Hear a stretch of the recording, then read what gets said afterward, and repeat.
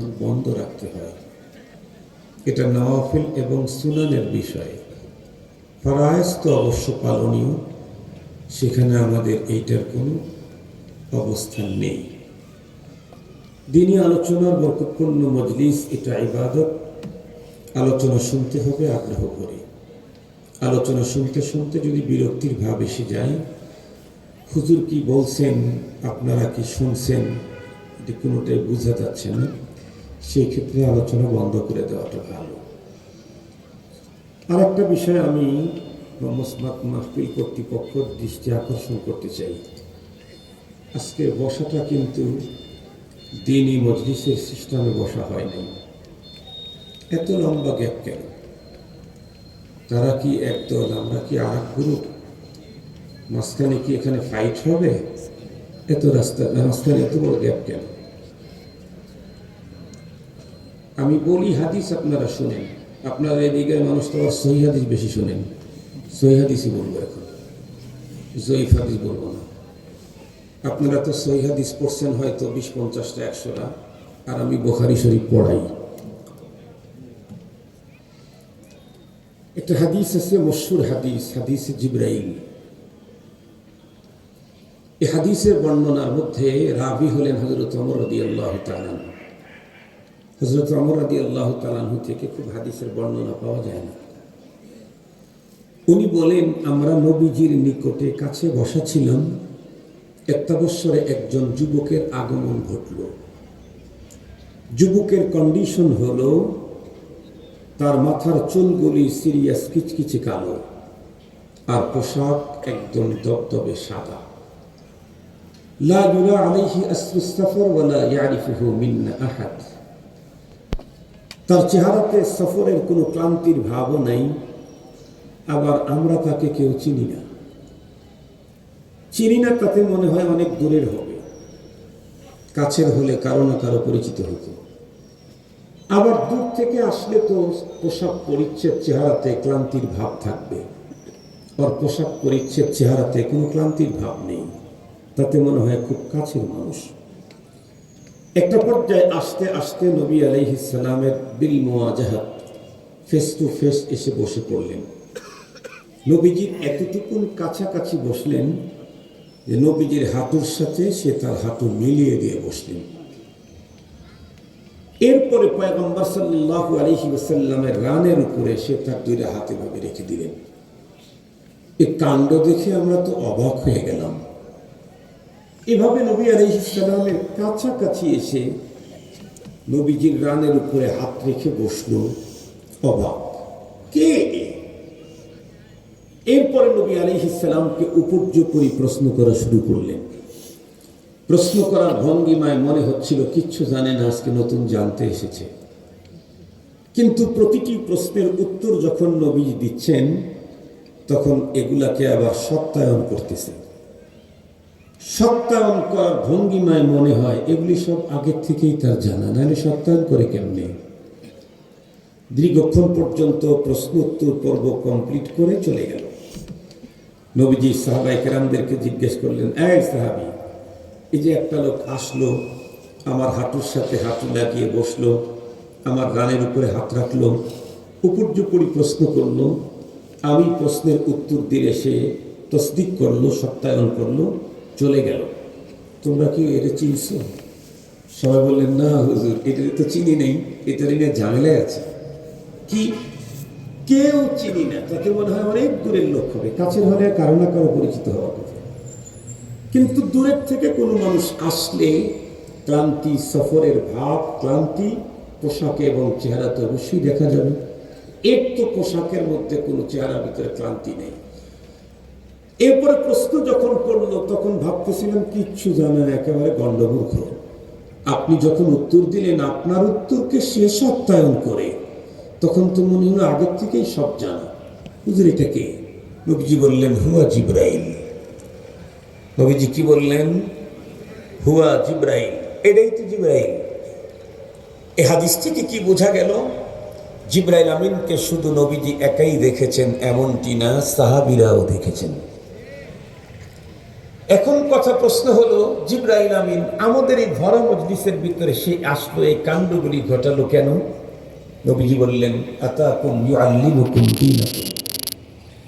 জিবরাইল মূলত এই অবস্থাতে ভরা মজলিসে এসে আমার কাছে বসে আমাকে প্রশ্ন করে উত্তর পর্ব কমপ্লিট করে, মূলত তার উদ্দেশ্য ছিল তোমাদেরকে তোমাদের দ্বীন শিখানো।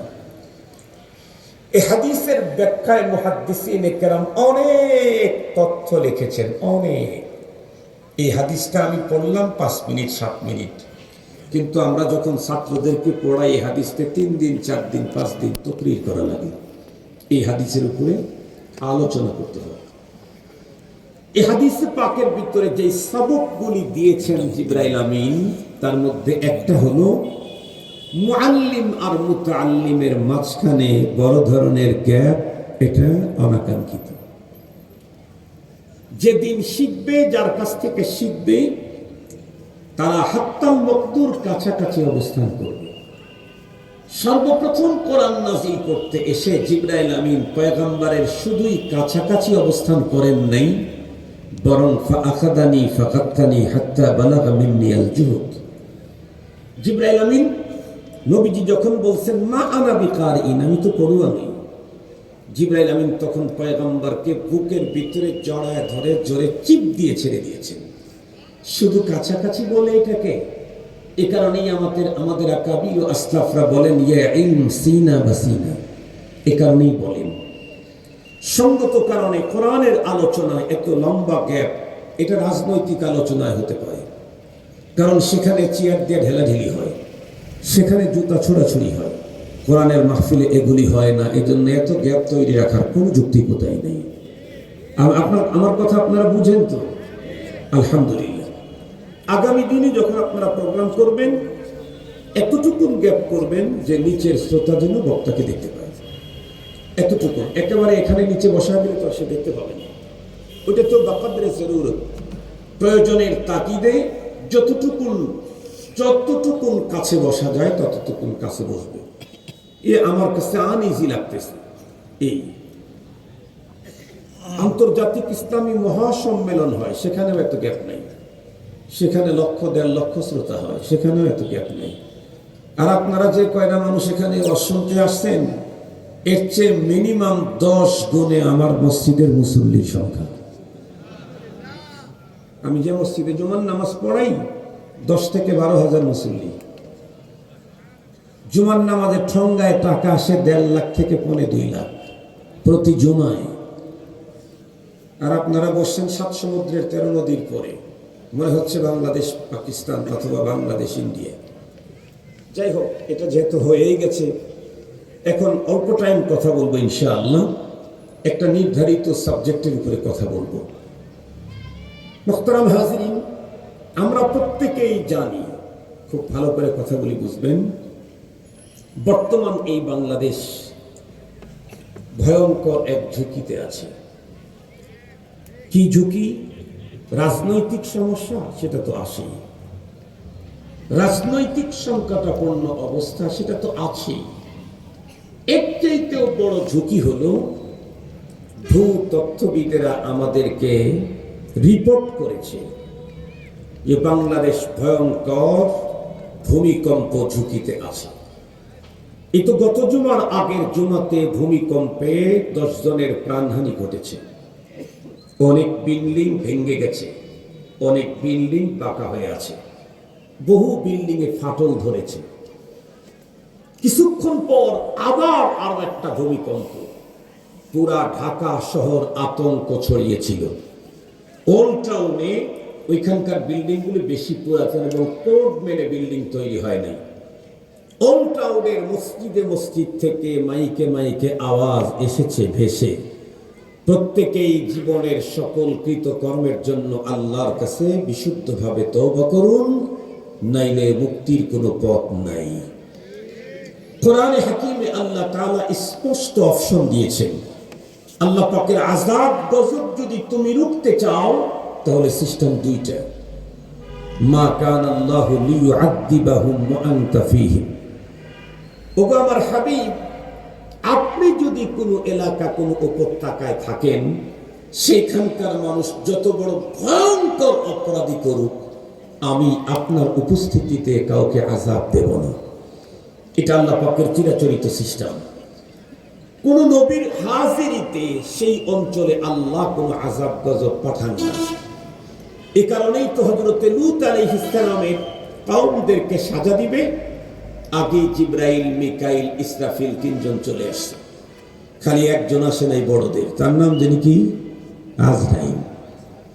এই আজরাইল বাদ দিয়া বড় চারজনের তিনজনই চলে আসছে। এসে হযরত লূত আলাইহিস সালামকে বললেন যে আপনি খুব দ্রুত এই এলাকা ছেড়ে চলে যান, এদেরকে শায়েস্তা করা হবে। হযরত ইউনূস আলাইহিস সালাম উনি নিজের গোত্রর এই এরিয়া ত্যাগ করেছিলেন। কেন? আল্লাহ পাকের চিরাচরিত সিস্টেমই হলো, রসুল যেই উপত্যকায় যেই এলাকায় থাকে, ওই এলাকার মানুষ যত বড় ভয়ঙ্কর অপরাধের অপরাধী হোক না কেন, নবী থাকতে ওই অঞ্চলে কোনো আযাব আল্লাহ তাআলা পাঠান না। আল্লাহ তাআলার কাছ থেকে আগেই উনি জেনেছিলেন 3 দিন পরে আযাব হবে যদি তার গোত্রের লোকেরা ফিরে না আসে। তার গোত্রের লোকদের কোনো রকমের কিছু না বুঝে কোনো পরিবর্তন বুঝতে পারতেছিলেন না। এই জন্য উনি নিশ্চিত হলেন আযাব এসে যাবে, তো আমাকে তো চলে যেতে হবে, আমি থাকতে তো আর আযাব আসবে না। মুহতারাম হাজিরিন, খুব ভালো করে বুঝবেন। আর একটা হলো ওমা কান আল্লাহু মুআদ্দিবাহুম ওয়া হুম ইস্তাগফিরুন। কোন জাতি যত বড় অপরাধী করুক, সে যদি প্রকৃত অর্থে দিল থেকে আল্লাহ পাকের কাছে ইস্তেগফার করে, গুনাহ মাফ চায় সময় মতো, তাহলেও আল্লাহ পাক রব্বুল আলামিন তার আযাব আর গজবকে হটায় দেবে। এখন বলুন তো দেখি, আল্লাহর গজবকে রুখার মতো পদ্ধতি 2টা কোরআনে, তার ভিতরে একটা পৃথিবীর এখন কোথাও সম্ভব নেই। পৃথিবীর কোথাও কি নবী আছে নাকি? রাসূল আছে নাকি? নেই। তাহলে আজকের পৃথিবীর মানুষ আল্লাহ গজব থেকে বাঁচতে চাইলে ইস্তেগফারের বিকল্প নেই। এই কারণে ঢাকা শহরের ওল্ড টাউনে মসজিদ থেকে আহ্বান আসতেছিল, আল্লাহ পাকের গজব থেকে বাঁচতে চাইলে দ্রুত দিলের গভীর থেকে ইস্তেগফার তওবা করে নেন, নাইলে রক্ষার কোনো কারণ নেই, ব্যবস্থাই হবে না। বারবার যখন ভূমিকম্প হচ্ছিল, ভূতত্ত্ববিদেরা তখন একটা রিপোর্ট পেশ করল। খুব ভালো করে কথাগুলি শুনবেন, শুধু গল্প না, আল্লাহর কোরআন পয়গম্বরের হাদিস থেকেই বলবো আপনাদের খেদমতে। ভূতত্ত্ববিদেরা বলল বাংলাদেশ টোটালটাই বড় বিপদের সম্মুখীন। কেন? তারা বলছে জমিনের নিচে যে প্লেট আছে, এই প্লেটটা তার জায়গা থেকে সরে যাচ্ছে। যদি এভাবে সরে যেতেই থাকে তাহলে তাম বাংলাদেশটা ভূমিধস হবে। এই জাতীয় রিপোর্ট আজ থেকে 15-16 বছর আগে নাসার বিজ্ঞানীদের একটা ব্রাঞ্চ ইন্ডিয়াতে আছে, তারা বাংলাদেশ নিয়ে গবেষণা করে এই জাতীয় একটা তথ্য দিয়েছিল। সেই সময় তারা বলেছিল, সেই সময় থেকে 96 বছরের আলটিমেটাম দিয়েছিল যে ওই সময় থেকে 96 বছর পরে পৃথিবীর মানচিত্র থেকে বাংলাদেশ হারিয়ে যাবে। কেমনে? বর্তমান পৃথিবীতে জলবায়ু পরিবর্তনের যে সমস্যা, এটা যদি ক্রমাগত চেঞ্জ না হয়, এভাবেই যদি চলতে থাকে, তাহলে পৃথিবীর মানচিত্র থেকে বাংলাদেশ হারিয়ে যাবে, টোটালটা সমুদ্রে পরিবর্তন হয়ে যাবে। মুহতারাম হাজিরিন, আজকের বিজ্ঞানীরা বলতেছে বাংলাদেশের নিচে, জমিনের নিচের প্লেট সরে গেছে। প্লেট এটা কি? আপনারা মনে মনে ভাবতেছেন, কত প্লেট আমরা স্যান্ডায় ভাঙ্গে ফেলে দিলাম, এই একটা প্লেট সরে গেলে কি হবে? প্লেট বোঝাবার জন্য আমি আপনাদেরকে একটা তথ্য বলি। আমি বিজ্ঞানের ছাত্রও না, বিজ্ঞানের টিচারও না, আমার একটা বাংলা বুঝ আছে, সে বাংলা বুঝটা আপনাদের সাথে শেয়ার করি। আমাদের এই অঞ্চলে অনেক ব্রিজ আছে না, ব্রিজের এই যে এটা কি বলে যেন, কলাম নাই, বিম। এই বিম গুলা পিলারের উপরে বসে, বিম আর পিলারের মাঝখানে একটা জিনিস থাকে, তার নাম হচ্ছে প্লেট। এ কারণে দেখবেন ব্রিজের উপরে কখনো যদি গাড়ি দাঁড়িয়ে যায়, ব্রিজ কিন্তু এভাবে নড়তে থাকে। স্প্রিং করতে থাকে, ওই প্লেটের উপরে বসানো আছে। এই তাদের ভূতত্ত্ববিদদের কথা হলো এ পৃথিবীর নিচেও আল্লাহ তাআলা প্লেটের উপরে পৃথিবীটাকে বসায় রাখছেন। সেই প্লেটটা এখন সরে যাচ্ছে, কিন্তু আমি আজকের পৃথিবীর বিজ্ঞানীদেরকে জিজ্ঞেস করতে চাই, আপনাদের কথা আমরা মেনে নিলাম পৃথিবীর নিচে প্লেট আছে, সেই প্লেট সরে যাওয়ার কারণে বাংলাদেশ ভয়ঙ্কর ভূমিকম্প ভূমিধস ঝুঁকিতে আছে। কিন্তু আমার জিজ্ঞাসা হলো, এই প্লেট যে সরে যাচ্ছে, ওই প্লেটটাকে ওখান থেকে সরায়া তার নিজের জায়গায় স্থাপন করার মতো কোনো শক্তি, যোগ্যতা, ক্ষমতা আপনাদের আছে কি? কথা বলেন না কেন? পৃথিবীর কোন বিজ্ঞানীর, কোন তথ্যবিদের, কোন ভূতত্ত্ববিদের নেই। বরং আমরা বাংলাদেশে যেটা দেখি সেটা হলো বড় ধরনের কোনো ব্রিজ এদেশ একা তৈরি করে না, বাহিরের কোনো রাষ্ট্রের সাথে যৌথভাবে করে। অনেক ব্রিজের সামনে লেখা দেখবেন বাংলা জাপান যৌথ, জাপানের কি বলে পতাকাও আছে, বাংলাদেশের পতাকাও আছে।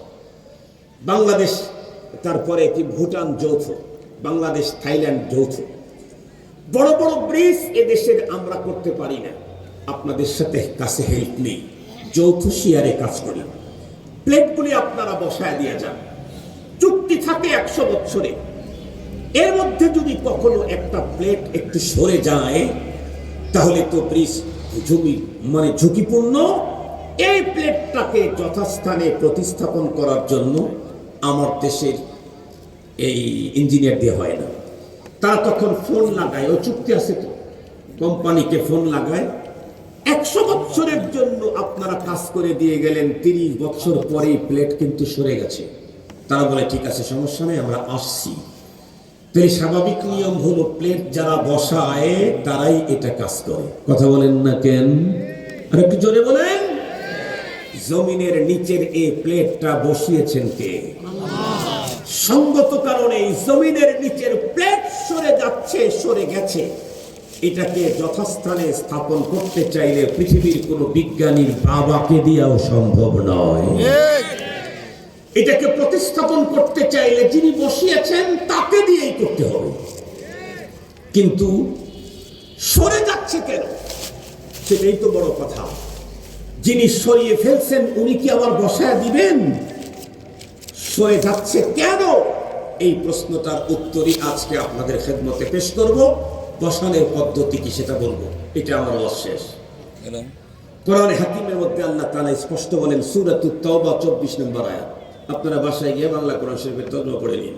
আল্লাহ তাআলা বলেন, قل إن كان آباؤكم وأبناؤكم وإخوانكم وأزواجكم وعشيرتكم وأموال اقترفتموها وتجارة تخشون كسادها ومساكن ترضونها أحب إليكم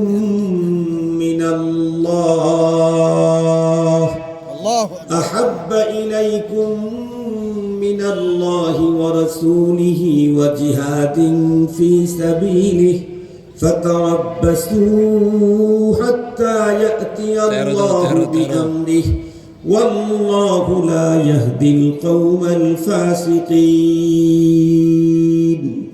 সূরাতুত তাওবা 24 নম্বর আয়াত। খুব ভালো করে বুঝবেন, এই আয়াতে কারিমাতে আল্লাহ প্রথমে 8টা জিনিসের উল্লেখ করেছেন, পরে আর 3টা বস্তুর উল্লেখ করেছেন।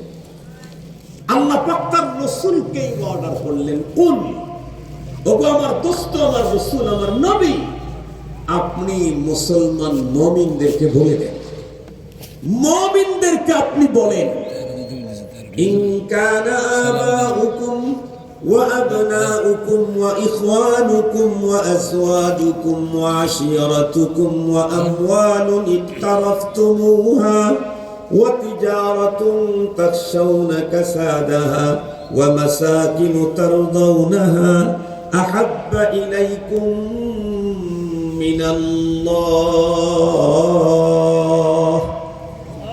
إن كان آباؤكم তোমাদের পিতামাতা, আবনাউকুম তোমার সন্তানাদি, ইখওয়ানুকুম ভাই বোন, আজওয়াজুকুম স্ত্রী, আশিরতুকুম, তোমাদের ব্লাড কানেক্টেড রিলেটিভ যারা আছে তারা।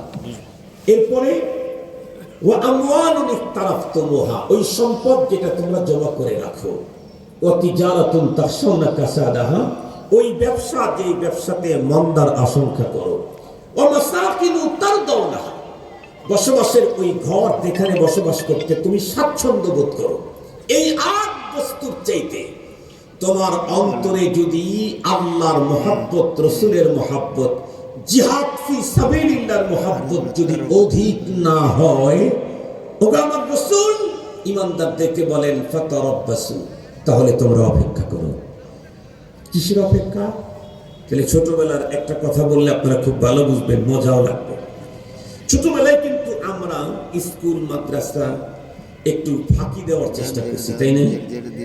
আব্বা জরুরি কাজে বের হয়ে যাচ্ছে, বলে গেল ওকে মাদ্রাসায় পাঠিয়ে দিও, স্কুলে পাঠিয়ে দিও। আব্বা চলে গেল, মনে মনে খুব খুশি। কেন? আম্মু তো আমারে ধরতেই পারবে না। একটা পর্যায়ে মাদ্রাসা যাওয়ার টাইম যখন হলো, আব্বু আমাকে খাবার খাওয়ায় বলল, যা মাদ্রাসার দিকে যা। আমি আজ থেকে যাই রে, পিঠের দৌড়। হাতের ভিতরে এই যে গুটি মুটি চেনেন নাকি আপনারা? গুটি ফ্যাক্টিং আংটি, এই যে কাচের আংটা, আংটা আংটা এরকম মানে আমরা আংটা বলি, আংটা। মাশাআল্লাহ, মার্বেল মার্বেল নিয়ে না যাই রে, পিঠের দৌড়। এখন আমার আম্মু তো পর্দা করে, ফাঁকের থেকে ডাকতেছে, এই বাবু মাদ্রাসায় যা, তোর আব্বু আসলে কিন্তু মেরে ফেলবে। কিসের মেরে ফেলবে? আমি ফ্যাক্টরি খেলতে যাব, মার্বেল খেলতে যাব। একটা পর্যায়ে খেলা শুরু করে দিলাম। এমন খেলার নেশায় আমি আক্রান্ত হয়ে গেলাম, দুপুরে খাওয়ার টাইমে ক্ষুধাই লাগে না। খেলা এত মজা যে ক্ষুধা, ভাত আর মাছ আর তরকারি অত মজা না, ক্ষুধা খেলা অত মজা। খেলতে খেলতে বাসায় আব্বা চলে আসছে। আসার পরে জিজ্ঞেস করছে, কি ও কি যায় নাই মাদ্রাসায়? মা বলছে, এত মতো বললাম তারে, শাসাইলাম, সে যায় নাই। কই? কই জানি না, ও তো খাবারও খেতে আসে নাই। বাবা তখন কঞ্চি চেনেন নাকি? বাঁশের কঞ্চি, কাঁচা কঞ্চি একটা হাতের ভিতরে নিয়ে আমার খোঁজে বের হলো। খুঁজতে খুঁজতে হঠাৎ করে চলে আসছে আমি যেখানে খেলছি। আমি তো খেলার পালা নিয়েই ব্যস্ত, আর একজন খেলার সাথে নজরে পড়ে গেছে আমার আব্বা। দেখেই বলতেছে, এরকম ধাক্কা দেই, আজরাইল আসবে, এই আজরাইল আসবে। যে বলছে আজরাইল, আমি তো বুঝে ফেলছি কোন আজরাইল, জমিনের নাস মানে বুঝে ফেলছি। কিসের মার্বেল, সব ঠেলা ফালায় দিয়ে চাইরা পিঠের দৌড়। আব্বাও জোরে আমার পিছনে ধাওয়া করছে। কিছু দূর যাই আর পিছনের দিকে তাকাই, আসতেছে না আসতেছে না। দেখি বাবা দাঁড়িয়ে আছে, আমিও দাঁড়ায় যাই। বাবা আমার চোখ রাঙ্গায়া কুঞ্চিটা ঝাঁকুনি দিয়ে 2 কদম চলতে, আমি 40 কদম সামনে চলে যাই। ঠিক বললাম না? ঠিক বললাম? বাবা 2-3 বার যাওয়ার পরে আমি যখন দাঁড়িয়েছি, বাবাও দাঁড়িয়েছে। চোখ রাঙ্গিয়ে লাঠি ঝাঁকিয়ে বললেন, দাঁড়া দাঁড়া। তার মানে কি? পানিশমেন্ট না পুরস্কার? পানিশমেন্ট। আর একটু জোরে বলেন।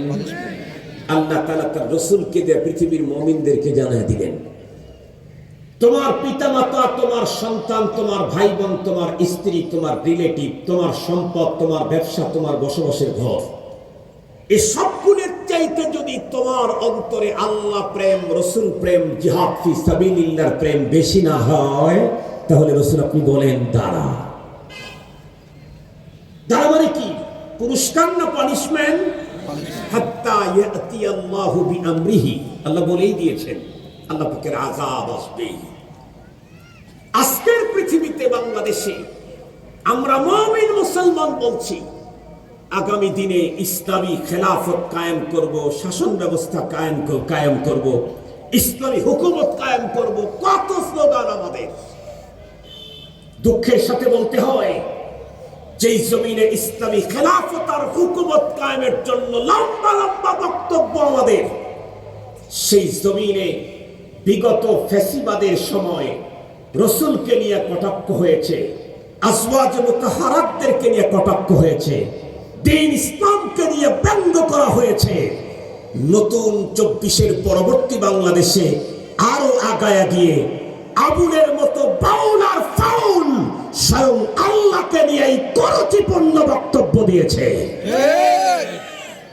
মুহতারাম হাজিরিন, আবুল ফাউল বাউল যে ভয়ঙ্কর কথাটা বলেছে, আপনারা সেই ওর বক্তব্য শুনছেন কিনা আমি জানি না। আমি ওর বক্তব্যের একটু শুনতে গিয়েই সাথে সাথে আমি আমার ফোনটাকে অফ করে দিয়েছি। আল্লাহ স্বয়ং রবকে নিয়ে এমন ভয়ঙ্কর শব্দ সে ব্যবহার করেছে, আমার দিল কেঁপে উঠল। মনে হলো এই শব্দ উচ্চারিত হলে আসমান জমিন ভেঙে পড়বে। আল্লাহকে নিয়ে পর্যন্ত বাজে মন্তব্য করলো। মুহতারাম হাজিরিন, কি ইসলামী হুকুমত কায়েম করবেন আপনারা? কে আপনারা ইসলামী হুকুমত খেলাফত কে কায়েম করবেন? বিগত সময়ে নবীজির গোস্তাখ যারা, তাদের জন্য শাস্তি নিশ্চিত করতে পারেন নাই। এ কারণেই আজকে আল্লাহর উপরে আক্রমণ, এ কারণেই আল্লাহ পাকের আসমাতের উপরে আক্রমণ। অথচ আল্লাহ পাকের কোরআনে আল্লাহ তো স্পষ্ট বার্তা দিয়েছেন। আল্লাহ পাক কি বলেন? সবকিছুর সিমটম আছে। ইমানদারের সিমটম কি? আল্লাহ বলেন ওয়াল্লাযীনা আমানু আশাদ্দু হুব্বান লিল্লাহ। জ্বরের সিমটম আছে, মাথা ব্যথার সিমটম আছে, ডায়াবেটিক্সের সিমটম আছে, কিডনি নষ্ট হলে তার সিমটম আছে, প্যানক্রিয়াস প্রবলেম হলে তার সিমটম আছে। কারো ভিতরে ঈমান আছে না নাই এটারও সিমটম আছে। ঈমানের সিমটম কি? ওয়াল্লাযীনা আমানু আশাদ্দু হুব্বান লিল্লাহ। যার অন্তরে ঈমান আছে সে পৃথিবীর সবচাইতে বেশি মহব্বত করে আল্লাহকে। আল্লাহর চাইতে অধিক মহব্বত পৃথিবীর কারো হতে পারে না কোন ঈমানদারের অন্তরে। অথচ এই বাংলাদেশে পর্যন্ত কি দেখলাম? স্বাধীনতার পর এ পর্যন্ত দেখলাম এদেশের হাজার হাজার যুবক তার নেতা আর তার দলের জন্য রাজপথে বুক টান করে নিজের তাজা রক্ত দিয়ে দিল। সবকিছুর চাইতে ঈমানদারের অন্তরে আল্লাহ প্রেম বেশি থাকতে হবে। আবুলের মতো ভয়ঙ্কর জাহান্নামের টিক আমার রবকে নিয়ে এত বড় কটূক্তি করার পরেও বাংলাদেশ এখনো পর্যন্ত স্তব্ধ হয়ে আছে। তার মানেই হলো এদেশের ঈমানদারদের ঈমানে প্যারালাইসিস ধরে আছে। প্যারালাইসিসে আক্রান্ত বডিতে কেটে গেলেও টের পায় না, ঠান্ডা বরফ দিলেও বুঝে না, আগুন লাগলেও বুঝে না। যে সমস্ত ঈমানদার আল্লাহ পাকের আজমতের কথায় তাদের অন্তরে কোনো কিছু হয় না, আল্লাহ পাকের বিপক্ষে ভয়ঙ্কর মন্তব্য করলেও যাদের অন্তরের ভিতরে কোনো কিছুর জাগ্রত হয় না, ওই লোকের ঈমান প্যারালাইসিসে আক্রান্ত ছাড়া আর কিছুই হতে পারে না। মুহতারাম হাজিরিন, খুব ভালো করে বুঝবেন, খুব ভালো করে কথাগুলি বুঝবেন। শুধুই আমি মুমিন, আমি মুমিন, আমি মুমিন, আমি মুসলিম, আমি এ করব, আমি ও করব, আমি তা করব। কই আবুলের বিপক্ষে কথা বলার মতো মানুষ তো দেখি, অতীতেও দেখেছি, এখনো দেখছি। সবসময় আল্লাহ, রসুল, দ্বীন, সাহাবীদেরকে নিয়ে কটূক্তি করলে উলামায়ে কওমিয়াই প্রথমে রাজপথে আসে আর জীবন দেয়। মুহতারাম হাজিরিন, আমি স্পষ্ট ভাষায় বলতে চাই, আল্লাহর কালাম আমার কথা না। মুমিন তো সে যার অন্তরে আল্লাহ প্রেম সবচাইতে বেশি। সে আল্লাহ পাকের বিপক্ষে কেউ অবস্থান নিলে সে বাবা হলেও তাকে ছাড় দিতে পারে না। মুসলমান ভাইরা আমার ভালো করে বুঝবেন, মুমিনের অন্তরের ভিতরে আল্লাহ প্রেম কি পরিমাণে থাকতে হয়, কি পরিমাণে থাকে, এই প্রসঙ্গটা বুঝাবার জন্য একজন মানুষের ঘটনা প্রথম বলি। আমরা প্রত্যেকেই জানি আমাদের পয়গম্বর সাল্লাল্লাহু আলাইহি ওয়াসাল্লাম একটা হাদিসের ভিতরে তার বিশিষ্ট কিছু সাহাবায়ে কেরামের বিশেষ গুণাবলীর কথা বর্ণনা করেছেন। যেই হাদিস খানা আমার দেশ শুধু নয়, তাম দুনিয়ার ম্যাক্সিমাম জুমার খুতবার ভিতরে হাদিস খানা পড়ানো হয়। আল্লাহ পাকের রাসূল বলেন, আরহামু উম্মতি বি উম্মতি আবু বকর ওয়া আশাদ্দুহুম ফি আমরিল্লাহি উমর ওয়া আসদাকুহুম হায়াআন উসমান ওয়া আকদাহুম আলী ওয়া ফাতিমাতু সাইয়্যিদাতু নিসাই আহলিল জান্নাহ ওয়াল হাসান ওয়াল হুসাইন সাইয়্যিদা শাবাবি আহলিল জান্নাহ। এই আয়াতে কারিমাতে বিশিষ্ট বন্ধুরা আমার কিছু সাহাবায়ে কেরামের বিশেষ বিশেষ গুণাবলীর কথা আল্লাহর পয়গম্বর বর্ণনা করেছেন। এর ভিতরে সর্বপ্রথম যেই মানুষ তার গুণের কথা পয়গম্বরের জবানে উচ্চারিত হয়েছে, উনি তো এত বড় মানুষ, আদম পয়গম্বর থেকে শুরু করে কিয়ামতের আগ মুহূর্ত পর্যন্ত যত মানুষ পৃথিবীতে জন্ম নিয়েছে, এখন আছে কিয়ামত পর্যন্ত যত মানুষ জন্ম নিবে, এর ভিতরে নবী এবং রাসূলদের পরে সবচাইতে সেরা মানুষ হলেন আবু বকর সিদ্দিক রাদিয়াল্লাহু তাআলা আনহু। আল্লাহর পয়গম্বর সেই সেরা মানুষ তার বন্ধুরা আমার গুণের কথাই প্রথম বললেন, আরহামু উম্মতি বি উম্মতি আবু বকর, আমার উম্মতদের ভিতরে সবচাইতে দয়াবান, আরহাম অতি দয়ার অধিকারী হলো, রকিকুল কলব হলো আবু বকর সিদ্দিক রাদিয়াল্লাহু তাআলা আনহু। কিন্তু সেই সিদ্দিক আকবরের কাজ কি ছিল? ইতিহাসের কিতাবের ভিতরে লিখেছে, আল্লাহ পাক রব্বুল আলামিন যখন কোরআনের আয়াত নাযিল করলেন, মান দাল্লাযী ইউকরিদুল্লাহা করদান হাসানা, এই আয়াত নাযিল হতেই কাফের বেঈমান মুশরিকের কিছু মানুষ বলা বলি শুরু করলো, দেখো মুহাম্মাদের খোদা তো এতটাই অসহায়, এতটাই বন্ধুরা আমার নিঃস্ব ফকির মিসকিন। নাউজুবিল্লাহ বললেন না যে আপনারা? মুহাম্মদ সাল্লাল্লাহু আলাইহি ওয়াসাল্লামের রব এতটাই অসহায় দুস্থ মিসকিন যে আমাদের কাছে সে টাকা পয়সা ধার চায়, আমাদের কাছ থেকে লোন চায়, ঋণ চায়। এই যদি একটা বক্তব্য সিদ্দিক আকবর রাদিয়াল্লাহু তাআলা আনহুর সামনে বন্ধুরা আমার এক আল্লাহর দুশমন যখন এই বক্তব্যটা দিল, সিদ্দিক আকবরের চাইতে আরো উন্নত রকিকুল কলবের কোন মানুষ দুনিয়াতে হতে পারে না। নবীজি বলেছেন, আরহামু উম্মত, আমার উম্মতের ভিতরে সবচেয়ে বড় দয়াবান। সেই মানুষটা তখন নিজেকে কন্ট্রোল করতে পারে নাই, অমনি উঠে গিয়ে বন্ধুরা আমার আল্লাহর দুশমনের চোখে মুখে বন্ধুরা আমার লাগানো শুরু করলেন।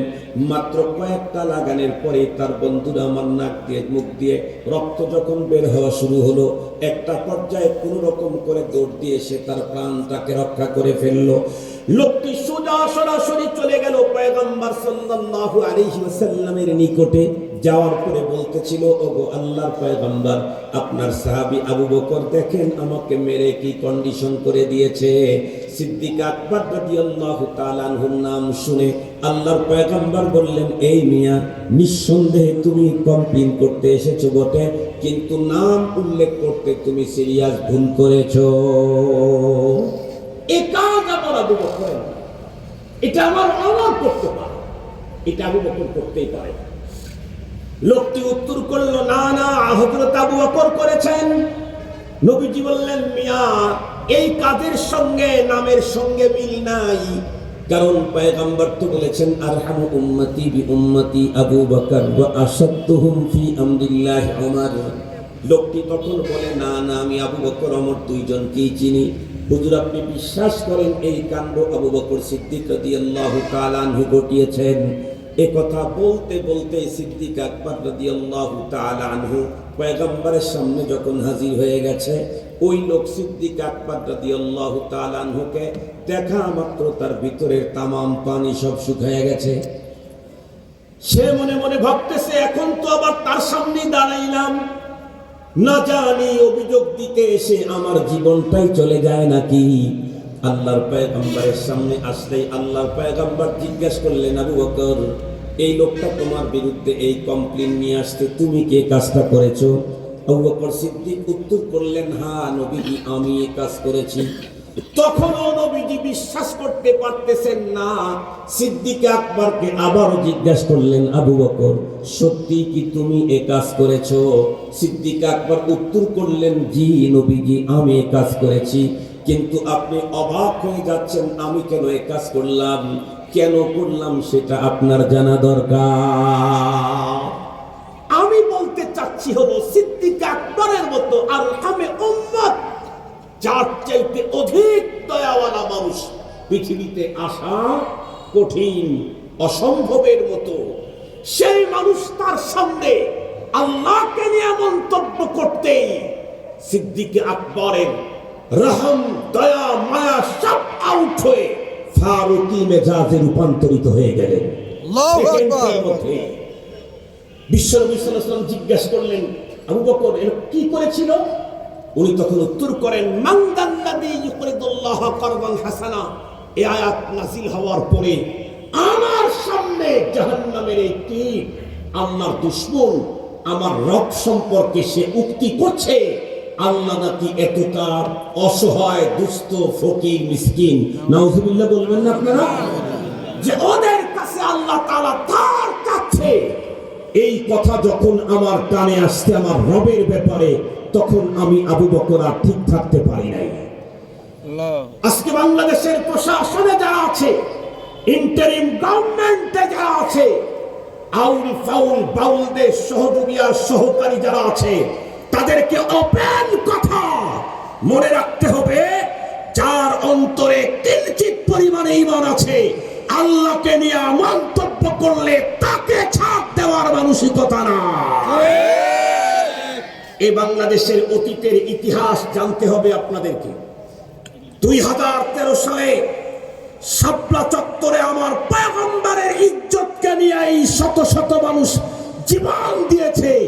সেই দেশে আল্লাহকে নিয়ে কটূক্তি করবার বুকের পাটা কোথা থেকে আসে, এদেশের তৌহিদি জনতা তা দেখেই ছাড়বে। মুহতারাম হাজিরিন, আরো মেসেজ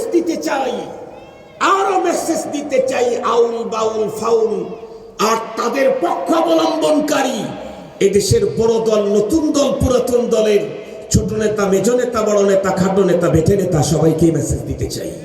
সেটি কি? তোমাদের তো রব সম্পর্কে ধারণা নাই, তোমাদেরকে তো দ্বীনের ন্যূনতম নলেজও নাই, তোমরা তো রবকে চিনো না। রব্বুল আলামিনের স্পষ্ট বক্তব্য, ওয়ালিল্লাহি জুনুদুস সামাওয়াতি ওয়াল আরদ। তোমরা কি মনে মনে ভাবছো গুটি কয়েক মোল্লাই শুধু আল্লাহ পাকের সৈনিকের ভূমিকায় অবতীর্ণ হয়, আর কেউ না? তোমরা কি মনে মনে ভাবছো আজকের পৃথিবীর তাওহীদবাদী ঈমানদারেরাই শুধু আল্লাহ পাকের সৈনিকের কাজ করে, আর কেউ না? রব বলেন, নো নো, ওয়ালিল্লাহি জুনুদুস সামাওয়াতি ওয়াল আরদ। আসমান জমিনের যা আছে সবগুলাই আমার সৈন্য। আমার সৈন্য কি পরিমাণ? রব বলেন, মা ইয়ালামু জুনুদা রাব্বিকা ইল্লা হু। এই পৃথিবীর আউল বাউল ফাউল আর তার পক্ষের নতুন দল, পুরাতন দল, ছোটখাটো বেটে সবাইকে বলছি, আল্লাহ তাআলা বলেন, আমার সৈন্য কি পরিমাণ এ প্রসঙ্গে তোমাদের কোনো ধারণাই নেই। মা ইয়ালামু জুনুদা রাব্বিকা ইল্লা হু। আমি আপনাদেরকে ইতিহাস থেকে মাত্র 3টা কথা বলে শেষ করে দেব। আউল বাউল ফাউলদের দৃষ্টান্তমূলক শাস্তি যদি না দেয়, তাহলে এই জমিনে কি ঘটতে পারে, মেসেজটা আজকেই দিয়ে দিই। মুহতারাম হাজিরিন, আমরা প্রত্যেকেই জানি এই পৃথিবীতে রসুলের যেমন দুশমন ছিল, আল্লাহর দুশমনও কথা বলেন না কেন আছে, ছিল। আল্লাহ পাকের কোরআনে আল্লাহ তাআলা স্পষ্ট বলে দিয়েছেন, ওয়া আইদ্দু লাহু মাসতাতাতুম মিন কুওয়া ওয়া মিন রিবাতিল খাইল তুরহিবুনা বিহি আদুওয়াল্লাহি ওয়া আদুওয়াকুম।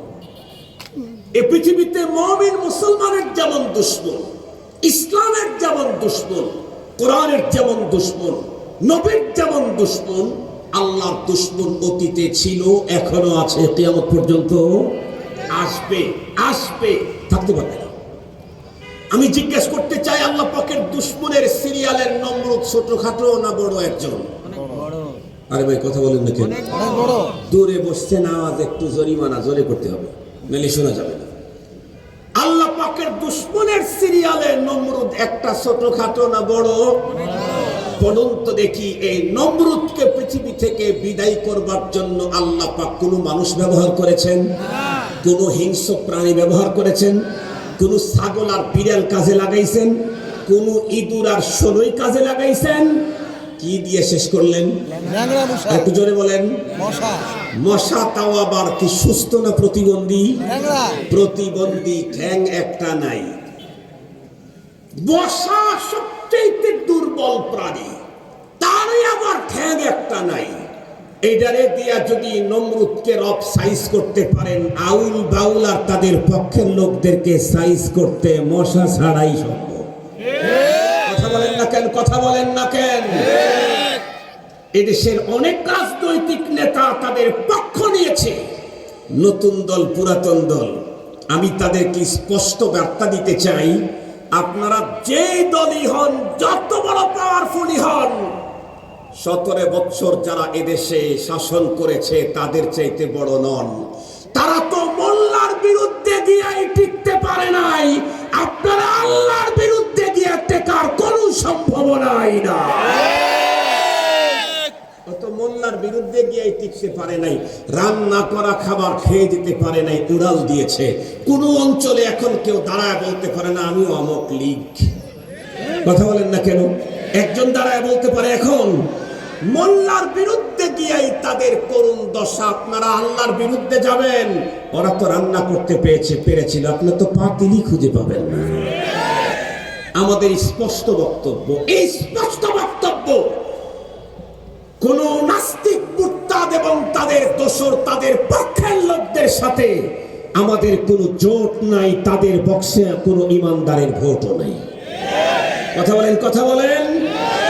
যারা আল্লাহর দুশমনের পক্ষ নিবে তাদের সাথে ইমানদারের জোটও নাই, তাদের বক্সে ইমানদারের ভোটও নাই। মুহতারাম হাজিরিন, খুব ভালো করে মনে রাখবেন বিষয়টা কত বড় ভয়ঙ্কর। আসমান জমিন যিনি তৈরি করলেন, যিনি আমাকে টিকিয়ে রাখছেন, যার ইশারাতে আমার জীবন মরণ, তার বিরুদ্ধে কথা বলে, তার পক্ষ অবলম্বন করে, এদের চাইতে বড় বেকুফ আল্লাহর দুনিয়াতে, এর চাইতে বড় নাদান আর হয় না। মুহতারাম হাজিরিন, তাম পৃথিবীর সকল রাষ্ট্রের একটা আইন আছে, জেনারেল, সব রাষ্ট্রে। সেটি হলো রাষ্ট্রদ্রোহ। যারা রাষ্ট্রদ্রোহিতায় যদি প্রমাণ পাওয়া যায় তাহলে তার মৃত্যুদণ্ড। রাষ্ট্রের বিপক্ষে গেলে তার যদি মৃত্যুদণ্ড হয়, যে আল্লাহ দ্রোহী, তাকে তো অবশ্যই মৃত্যুদণ্ড দিয়ে ওর লাশ পোড়ায় ছাই উড়ায় দেওয়া দরকার। রাষ্ট্রের বিরুদ্ধে গেলে যদি তার মৃত্যুদণ্ড হয় পানিশমেন্ট, খোদা দ্রোহী যারা আছে তাদের পানিশমেন্ট কি হবে? মুসলমান ভাইরা রে আমার, যতদূর পর্যন্ত মাইকের আওয়াজ যায়, বিশেষ করে তথ্য প্রযুক্তির এই যুগে, কালো কালো বন্ধুরা আমার, এই জিনিসগুলির মাধ্যমে আমার বক্তব্য, মেসেজ তামাম দুনিয়াতে যাবে। সেজন্য আমি ভালো করে বলছি, আপনারা একটু কষ্ট করে শুনেন। পৃথিবীর একজন মুসলমান, একজন মোল্লা, একজন আলেম, একজন টুপি দাড়িওয়ালা যদি আল্লাহ পাকের দুশমনের বিপক্ষে অবস্থান না নেয়, তাতেও বন্ধুরা আমার কোনো কিছু আসে যায় না। কারণ আল্লাহ পাক রব্বুল আলামিন স্পষ্ট বলে দিয়েছেন, ওয়ামা ইয়ালামু জুনুদা রাব্বিকা ইল্লা হু।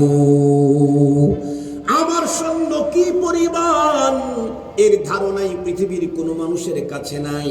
এই প্রসঙ্গটা বুঝাবার জন্য অতীতের ইতিহাস, সোনালী দিনের ইতিহাস বন্ধুরা আমার থেকে আপনাদেরকে শুনাই।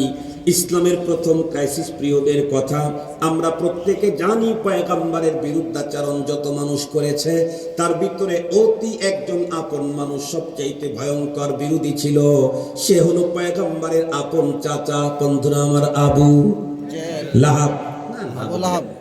আবু জেহেল পয়গম্বরের চাচা না, আবু লাহাব সে হলো পয়গম্বরের আপন চাচা, আব্দুল মুত্তালিবের ছেলে। আব্দুল মুত্তালিব, তার ছেলে হলো 10টা, তার ভিতরে পয়গম্বরের বাবা হলেন 10 নম্বর, হযরত আব্দুল্লাহ, সবার ছোট। আবু তালেব, আব্বাস, হামজা এবং আবু লাহাব, এই টোটাল মিলে সবগুলি 10 জন টোটাল। আবু লাহাব পয়গম্বরকে সবচেয়ে বেশি কষ্ট দিয়েছে। এ কারণে একজন মাত্র কাফেরের বিরুদ্ধে আল্লাহ পাক টোটাল শুধুই তার আলোচনা দিয়ে কমপ্লিট একটা সূরা নাজিল করেছেন। সে হলো ভয়ঙ্কর জাহান্নামের কীট আবু লাহাব। তাছাড়া অন্য কোনো কাফেরের জন্য একটা সূরার বাজেট নেই। এ আবু লাহাব বেশ তখন সন্ন্যাসীদা, বয়োবৃদ্ধ, শামের দিকে বন্ধুরা আমার ব্যবসা করতে যাবে। আগামী দিনে তার ব্যবসা তার সন্তানকে বুঝিয়ে দিতে হবে। সে তো নেতা পজিশনের লোক, কারণ খাজা আব্দুল মুত্তালিব তো আরবের নেতা। তার সন্তান বন্ধুরা আমার খাজা আবু লাহাবের সন্তান বন্ধুরা আমার, সব মানুষ যখন জমা হয়ে গেল, বণিকের দল, নেতার নেতৃত্বে বনশামে যাবে ব্যবসা করার জন্য, কিন্তু বাবাকে এক্সে সন্তুষ্ট করার জন্য বলতেছিল, বাবা একটু ওয়েটিং এ থাকেন, একটা কাজ করে আসি। বলে কি?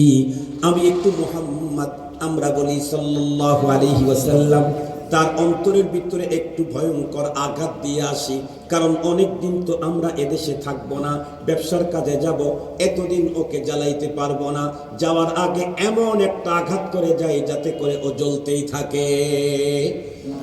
আবু লাহাব তখন বলল, ঠিক আছে, যা যা যা, আমরা ওয়েটিং এ রইলাম। আবু লাহাবের পোলা ডাইরেক্ট পয়গম্বর সাল্লাল্লাহু আলাইহি ওয়াসাল্লামের কাছে গিয়ে, বন্ধুরা আমার, পয়গম্বরের বিরুদ্ধে বলা শুরু করলো না, ডাইরেক্ট আল্লাহর বিরুদ্ধে বলা শুরু করলো। আমরা সাধারণ একজন মানুষ আল্লাহর বিরুদ্ধে বললে সইতে পারি না, সেখানে পয়গম্বর সাল্লাল্লাহু আলাইহি ওয়াসাল্লাম আল্লাহর বিরুদ্ধে কথা বলা কেমনে সইতে পারবেন? ভয়ঙ্কর ভয়ঙ্কর রকমের শব্দ আল্লাহ পাক রব্বুল আলামিনের শানে ব্যবহার করলো। এতে পয়গম্বরের চেহারা মুহূর্তের ভিতরে মুতাগায়্যির হয়ে গেল। চোখের মনি কোটা দিয়ে, বন্ধুরা আমার, মুক্তার দানার মতো জমিনের ভিতরে গাল বেয়ে বেয়ে, বন্ধুরা আমার, পানির ফোঁটাগুলি পড়তেছিল। ওই মুহূর্তটা, বন্ধুরা আমার, অ্যাকশন নেওয়ার কোনো সিচুয়েশন ছিল না।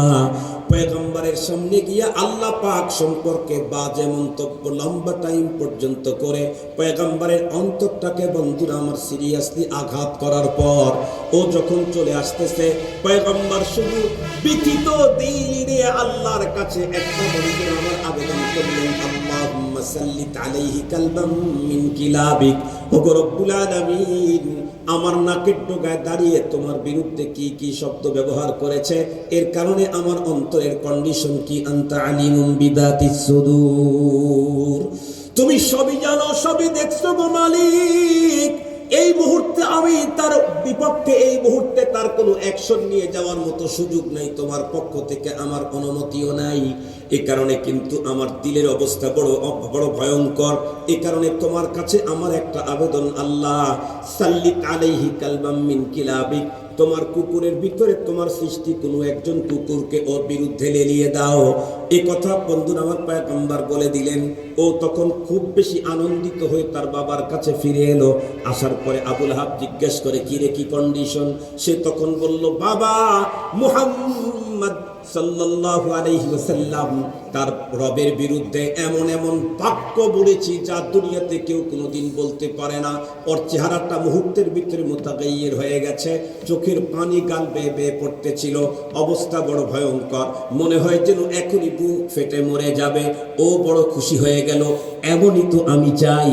কিন্তু বাবায় জিজ্ঞাসা করলো, আবু লাহাব তার সন্তানকে, ঠিক আছে, তুই তো এতগুলি করলি, বিনিময়ে কি মুহাম্মদ কোনো কিছুই বলে নাই? ও তখন উত্তরে বলল, হ্যাঁ বাবা, একটা কথা বলেছে। বলে কি? আল্লাহুম্মা সাল্লিত আলাইহি কালবাম মিন কিলাবিক, আয় আল্লাহ, তোমার সাথে যারা গোস্তাখি করে, যে আমার সামনে আমার নাকের ডগায় দাঁড়িয়ে তোমার বিরুদ্ধে বক্তব্য দিল, আল্লাহ তার উপরে তুমি একজন কুকুরকে তার জন্য লেলিয়ে দাও। এ শব্দ শোনা মাত্র আবু লাহাব, বন্ধুরা আমার, কেঁপে উঠল। আবু লাহাব কাফের হলে কি হবে, ইসলামের ভয়ঙ্কর শত্রু হলে কি হবে, পয়গম্বরকে পৃথিবী থেকে বিদায় করে দেওয়ার ষড়যন্ত্র হলে কি হবে? আবু লাহাব তার বেটাকে তখন ডেকে বলল, বেটা, তুই তো ভয়ঙ্কর একটা মুসিবত তোর উপরে চাপায় নিলি। বলে কেন? মুহাম্মদ যা বলে দুনিয়াতে তাই কিন্তু ঘটে যায়। আবু লাহাবের মতো পয়গম্বর, আল্লাহর দুশমন পর্যন্ত এ কথার ইয়াকিন, মুহাম্মদ যা বলে তা হয়েই যায়। এখন তোকে তো বাঁচানো বড় কঠিন। আমার গড়ির তো হয়ে গেছে, হুজুর, চার্জ শেষ হয়ে গেছে। আমাকে একটু বলবেন কত বাজে? 11:25 1 ঘন্টা তো হয়ে গেল মনে হয়। 11:25 1 ঘন্টা হয়ে গেল না? আরো 1 ঘন্টা বলছেন, আরো 1 ঘন্টা বলতে একটা মোবাইল আমার এখানে দিন, ঘড়ি ছাড়া ওয়াজ করতে পারি। মুহতারাম হাজির, আবু লাহাব তখন ডেকে বলল, বেটা, তোকে তো আর রক্ষা করার কোনো সুযোগ ভাই নেই। বলেন তো দেখি, গায়ের শরীরে যখন রক্ত থাকে, শরীর যখন গরম থাকে, জওয়ানি থাকে, রক্ত থাকে, পাওয়ার পার্টির লোক যদি হয়, দল যদি ক্ষমতায় থাকে, আজরাইলকে তো বেল দিবে চায় না। কথা বলেন না কেন? কথা মানে ভাবের কথা বলতেছি। যেভাবে চলে ওরে বাবার বাবা, একে তো জানি রক্ত গরম, তারপরে আবার পাওয়ার পার্টি। আবুল আহাবের পোলার তো চূড়ান্ত জাওয়ানি, তারপরে আবার সেই সময়ের পাওয়ার পার্টির লোক বাবাকে বলল, কি যে বলো না তুমি, আর চলো ওটা আমি দেখবো। আবুল আহাব বলে, তুই কি দেখবি, তোর বাবাই তো দেখতে পাবে না।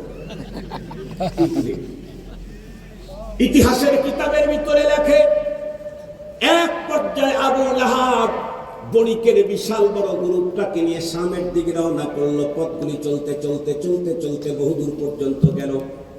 যাওয়ার পরে বন্ধুরা আমার, রাত্রে বেলায় কোনো এক জায়গায় তাদেরকে তাঁবু করে থাকতে হবে, অন্ধকার রাত, সামনের দিকে আগাবার মতো কোনো পথ নাই। এই কারণেই বন্ধুরা আমার, তারা এক জায়গায় ওখানে তাঁবু করে থাকার জন্য যখন প্ল্যান করলো, ওই অঞ্চলের বন্ধুরা আমার একজন পাদ্রী এসে তাদেরকে বলল, তোমরা কোথা থেকে আসতো? বলে, আমরা মক্কা থেকে এসেছি, আরবের মানুষ। ঠিক আছে, ভালো কথা, কিন্তু এই জায়গার ভিতরে রাত্রি যাপন করার জন্য প্ল্যান নিলা কেন? ওরা উত্তর করে, এখন আর কোথায় যাব, যাওয়ার মতো তো কোনো সুযোগ নাই। এটাও ঠিকই বলেছ, এখন সামনে কাছে দাঁড়িয়ে তোমরা কোনো জায়গায় নিজেদেরকে বসায় রাত্রি যাপন করার মতো সুযোগ নাই, কিন্তু এই জায়গাটাও তো তোমাদের জন্য নিরাপত্তার না। বলে, কেন? এই অঞ্চলের ভিতরে পরিমাণে হিংস্র প্রাণী, স্বাভাবিকভাবে মানুষের লোকালয়ে যেই পরিমাণে গরু ছাগল ভেড়া চলে, ঠিক সেম এই এলাকার ভিতরে হিংস্র প্রাণী চলাচল করে। সঙ্গত কারণে এখানে থাকা কিন্তু তোমাদের জীবনের জন্য নিরাপত্তা নাই। আবুল আহাব আগেই বলছিল যে ওকে বাঁচাইতে পারবো না। যেখানে এসে তাবু করছে, পাদ্রী বলতেছে এলাকায় নাকি আজদাই ঘোরাঘুরি করে। কথা বুঝাইতে পারছি আপনাদেরকে? মুহতারাম হাজিরিন, আবুল আহাব তখন সিদ্ধান্ত নিল, একটা কাজ করা যেতে পারে। কি? অর্ডার করলে যত মাল সামান আছে তোমাদের, সব মাল সামানা এক জায়গায় স্তূপ করো। অনেক উঁচা, এই স্টেজা কত উঁচা, ডাবল উঁচা করছে, ওখানে একটা বিছানা বিছিয়ে দাও। নেতার হুকুম তো মানতেই হয়, কথা বলেন না কেন?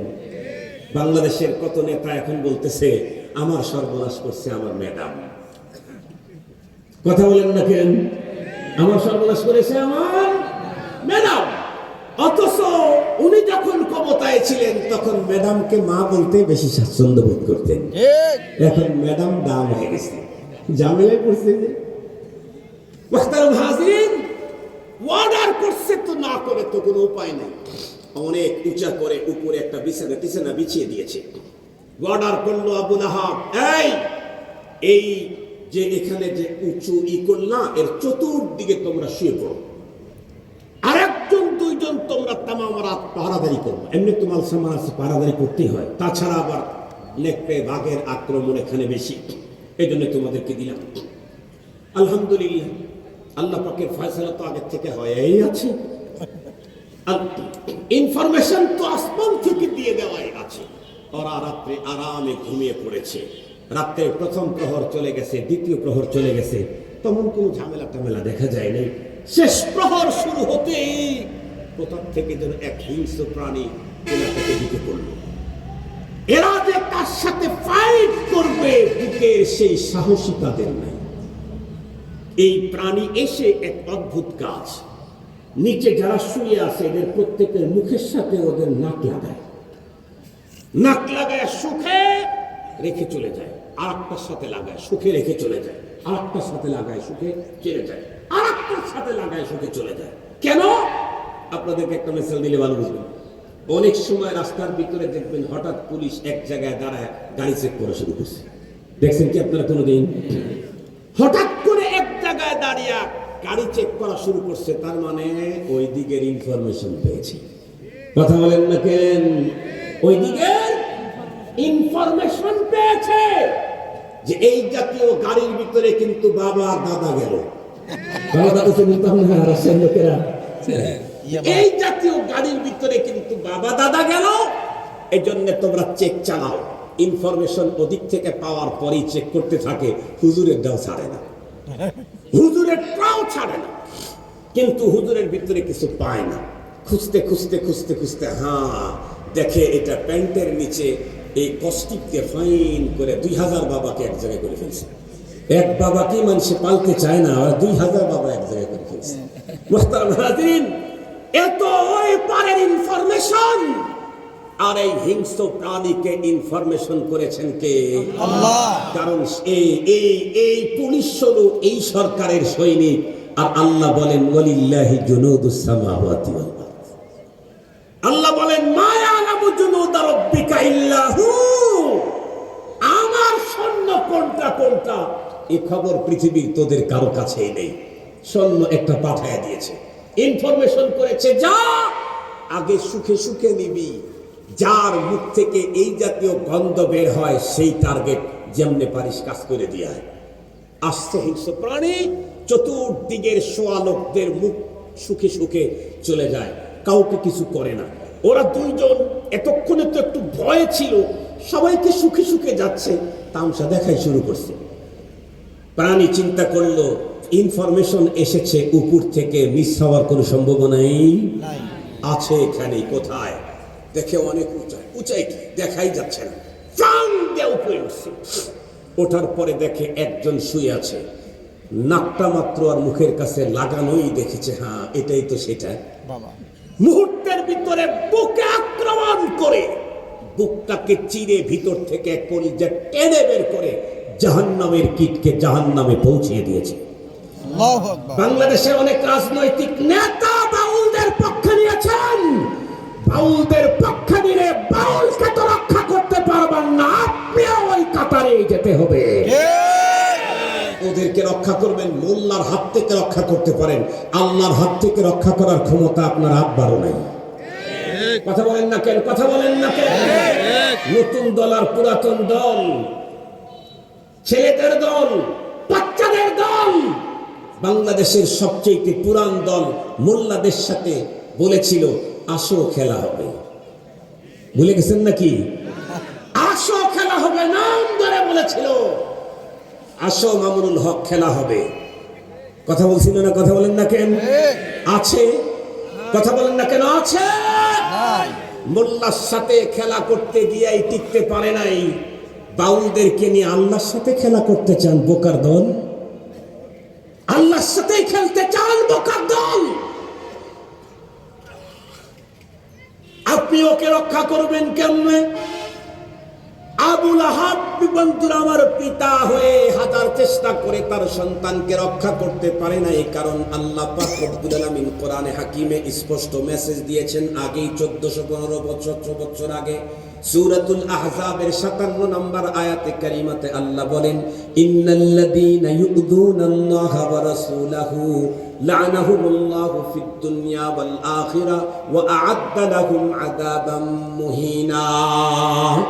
সূরাতুল আহজাবের 57 নম্বর আয়াতে কারিমা